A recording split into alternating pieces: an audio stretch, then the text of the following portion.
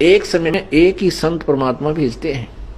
जैसे स्वयं परमेश्वर आए थे, 64 लाख से सोए थे कबीर जी के, और पूरे कितने क्षेत्र में वो 64 लाख से थे, तो वो किसी और को भी बना सकते थे चेले के। गुरु आदेश दे देते थे, जा भी तू भी नाम दे, जाओ तुम भी नाम दो। कभी नहीं, 64 लाख को अकेलों ने नाम दिया। और उस समय तो ना कोई मीडिया था, ना कोई सीडी का प्रबंध था कि तो ज्ञान प्रचार कर दे। तो परमात्मा ने किसी को भी नाम दान करने का अधिकार नहीं दिया। क्यों नहीं दिया? अपने रहते। क्यों नहीं दिया? क्योंकि नाम दान देना कोई हंसी खेल नहीं है। नाम किसी को देना उसके भार को अपने सिर पे रखना। अब जैसे पुण्यात्मा किसी एक सेठ है छोटा सा, और उसने 4 नौकर की जरूरत लगा ली, 4 की तो वो काम चला देगा। अगर वो 1000 नौकर रख ले तो तनख्वाह कहाँ से देगा? वो तो बाहर बन गया उसके ऊपर, वो जो ना निर्धन हो जाएगा। ऐसे ही पूर्ण परमात्मा कबीर परमेश्वर जी में वो परम शक्ति है, वो कितनी सारा विश्व शेष बन जाए तो वो पार कर सकते हैं। ऐसे ही जिस दास को वो भेजते हैं अपनी शक्ति दे करके, वो जैसे तो वो पार कर सकता है पूरे विश्व को। अब जैसे कोई एक चेयरमैन होता है एसएस बोर्ड का, उसको सरकार नियुक्त कर देती है कि तू ऐसे ऐसे इस सत्र की जो कर्मचारी है उनकी अपॉइंटमेंट कर दे योग्य को।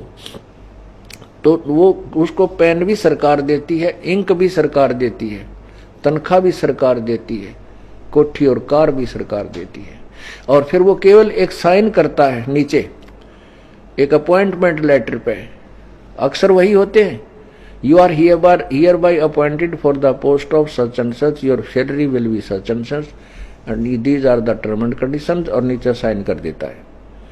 वो मान्य होता है उसका, उसके दस्तक वही उसी इतने ही लाइनों पर, वो 5-4 लाइन लिखी उसने पंक्तियों पर, उसने जो आदेश लिखा है वो साइन उसके हो गए हैं, वो मान्य है। और जिस बच्चे के नाम उसने लिख दिया उसको सरकार नौकरी देगी, पूरी व्यवस्था देगी और पूरी सुविधा देगी। उसका कुछ नहीं लगा, सरकार देगी, लेकिन दस्तक उसी के होने चाहिए। अपॉइंटिंग अथॉरिटी वही हो, सिलेक्शन अथॉरिटी।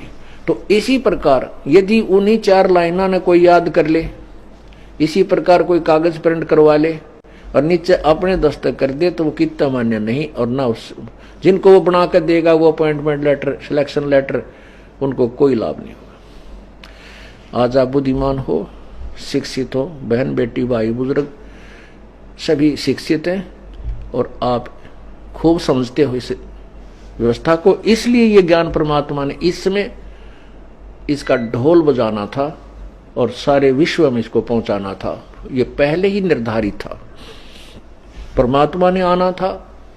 जैसे आपने कबीर सागर में पढ़ा कि 12वें पंथ में हम ही चलावें, हम ही चल आवें, चल कर आएंगे, और सभी पंथ मिठाकर एक पंथ चलाएं।